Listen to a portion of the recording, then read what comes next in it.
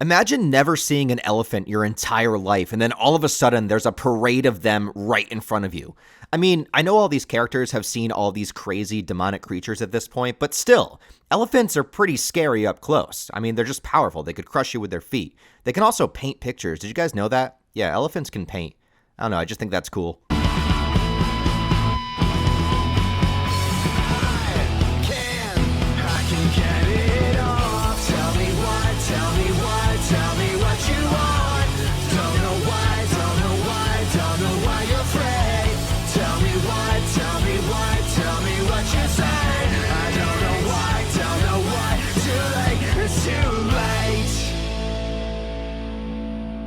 Before we get started, quick shout out to a supporter of mine, Harrison. Go check out his Instagram and other links down below. He makes these great anime and manga inspired shirts. He made me these badass Berserk and Vinland Saga shirts, and particularly like this one because it makes me look a little bit more jacked than I actually am. Anyway, this is some of his artwork, and it looks really, really cool. Definitely go check him out. Give him a follow on Instagram. Lots of variety, even beyond anime and manga, going into movies, TV shows, horror stuff. So really, really cool stuff. Give him some love, and tell him Ryan sent you.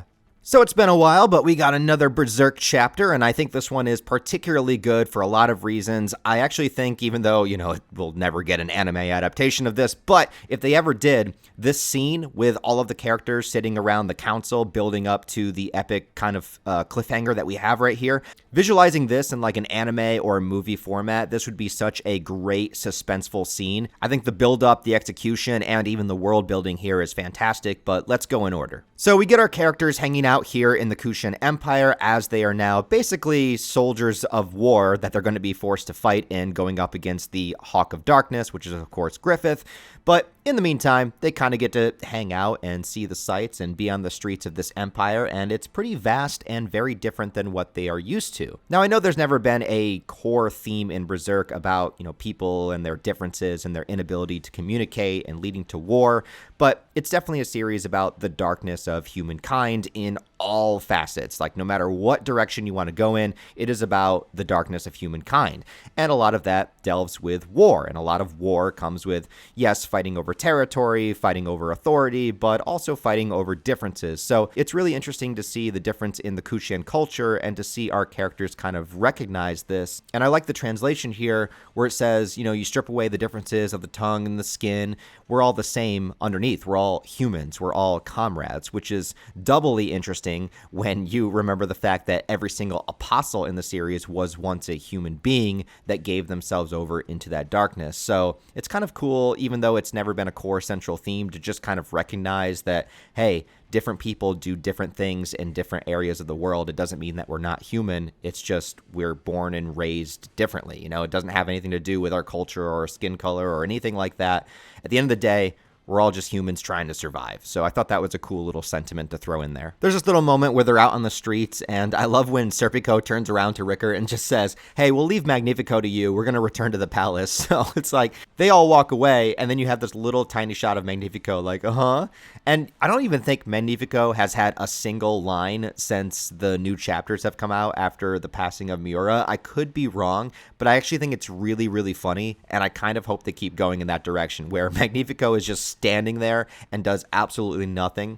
Or maybe it would be really funny if at some crucial point in the story he actually does something incredibly useful later on.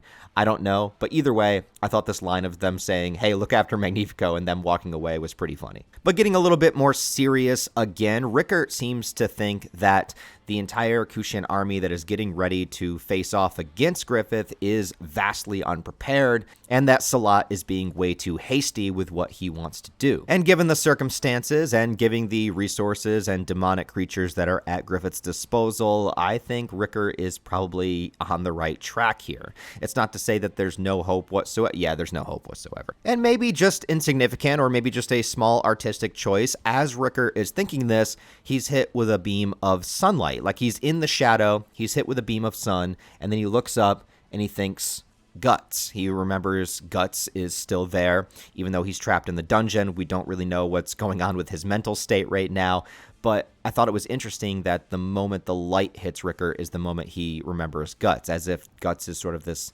light at the end of the tunnel, or this maybe this X factor that will be the difference if they will be able to survive or not. Meanwhile, on the Kushan side, a lot of new developments have happened. It appears that they have picked a new emperor, although I don't see his name dropped in the translation that I read, so I don't know if he has an official name or not, but he's this big, chubby guy that's smoking, sitting on top of the elephant, heading towards something that is called the Kurultai. I don't know if I pronounced that right, but it's essentially a big meeting hall kind of moment where they figure out the next step to take towards this inevitable battle towards Griffith, or what is going to happen with the Kushan Empire just to begin with. It was something that was done away with in Ganishka's time, as he acted more as a dictator and didn't allow anybody else's thoughts or opinions to kind of enter into what the Kushan were doing, which I also think is important to remind ourselves here that yes, Ganishka was evil, but that doesn't mean the entire Kushan Empire was evil, right? Just as the beginning of the chapter says, like, they're just people that do things a different way. And there's always going to be, battles over territory and stuff. But, like, Ganishka was taking them down the darkest, most foul, evil direction they could have possibly gone. And what are they going to do? I mean, you can't exactly say no when you have a guy that can turn into mist and send a bunch of Daka and Pashaka after you. So they were kind of forced to comply. I also like this little moment with Roderick as he's walking through all of the Kushan, because he's right here. He's right with Salat and everybody. And I like that he's going to this council meeting, because honestly, Roderick is kind of the highest authority when it comes to the characters that were captured. He is a nobleman. He's a ship captain. He has no doubt faced off against the Kushan in the past. And I like this moment where he's walking through all of them, because he understands the situation that he's in probably better than anybody else, honestly, because he recognizes that everyone here has a history. Like, they've been at war, they've been at battle for many, many years. All of these people through different generations, they all look like veterans, and he knows that they're all looking at him the same way, but he's the standout here. I mean, he has his first mate and like a few other people here, but he's definitely the fish out of water and represents, the battles that they've had over all of these years. And so he's feeling a little bit uncomfortable here, which I think is really interesting and really cool that they kind of threw in here about how he would be feeling in this moment. He definitely realizes that everybody here would have an inherent bias against him, but at the same time, they're going to be forced to work together very soon. Then we get to the Kurultai, which is this council meeting, which is interesting. And I don't know if I read this wrong or not, but it seems like to me, and I could be totally off base, but it seems to me that Salat and Daiba understand that something is going to go wrong here, and they may even be trying specifically to weed out the intruder by the way that they're acting. Now, I don't know if that's 100% implied. It just kind of got that vibe with how they said that this won't end peacefully, and Salat's like, oh, I know. And then towards the ending of the chapter where Salat makes his big statement, it seems like he might have been trying to draw Rakshas out this entire time, but I could be wrong about that. And we also get more information about how the other Kushan leaders feel about the Bakiraka. Like, some of them don't want them here in the council meeting. They're a little bit hesitant about his former allegiance with Ganishka and all of that stuff. And when it comes to Daiba speaking about what exactly happened, we don't get the whole explanation because we don't need to have Daiba summarize the entirety of the Berserk story for us or whatever, but he conveniently leaves out all of the moments that he was complicit. Like, he leaves out the Daka and the Pashaka and the capturing women and putting them in the man-made Beylit and all of the stuff that would put him into a negative light. He just kind of skirted over those facts. But he basically caught them up to speed on everything that we know. He talked about the blast of the astral world and the spirit tree and all the things that our characters know at this point. And I know sometimes it can be a little bit hard to remember what exactly each specific character knows, but pretty much all of our main group is up to speed without knowing a lot of the specifics behind the connection between Guts and Griffith, although our main characters do, as far as Farnese, Serpico, as far as Salat and Daiba go. They know more of like the concrete facts of, Griffith being a demonic entity and defeating Ganishka and the Astroworld merger. Like, they're aware of all of that kind of stuff. And at the end here, Salat steps up to the plate and requests that all of the Kushan forces go underneath his command, that he becomes the general of it.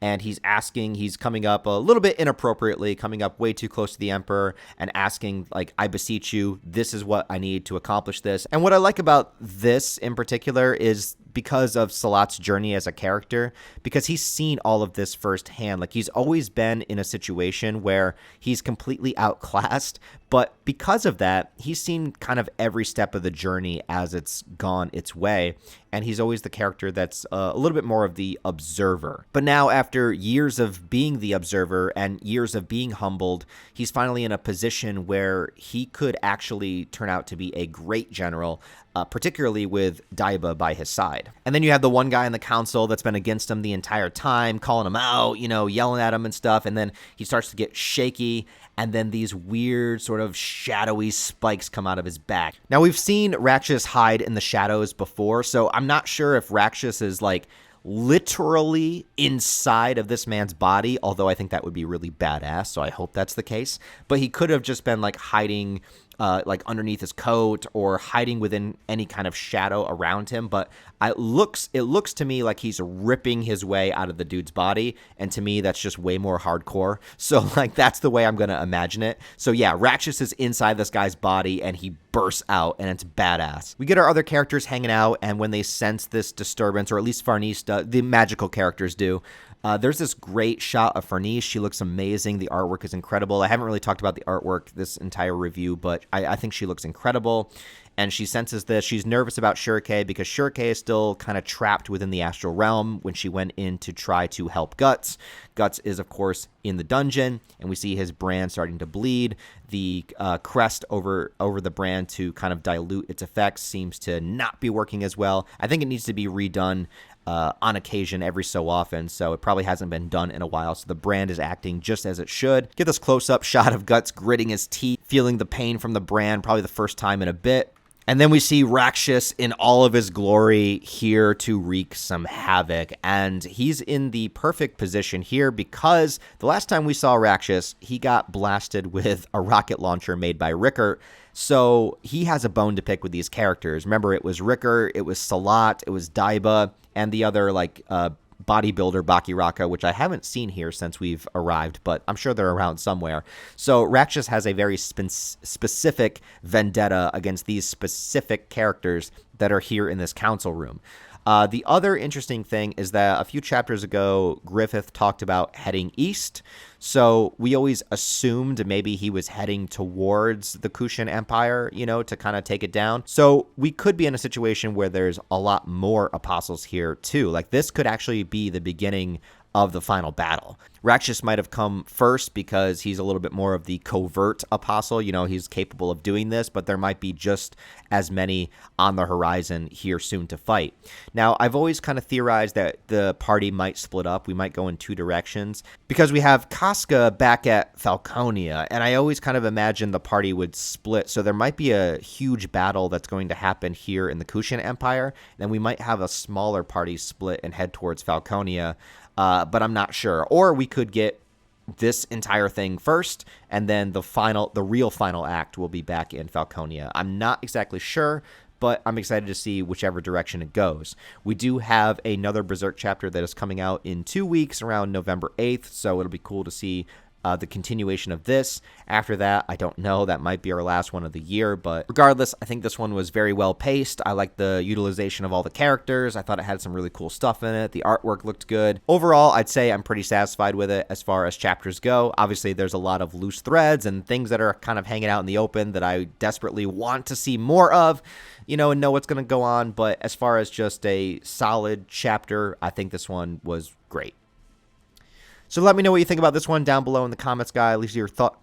Leave your thoughts, theories, and opinions about what you think about it. Also, go check out my friend Harrison, and his social media links will be linked down below as well. If you want to support the channel, I do have Patreon, channel memberships, merch store, and all the social media links where you can follow me down below. Thanks for watching, guys, and I'll talk to you next time.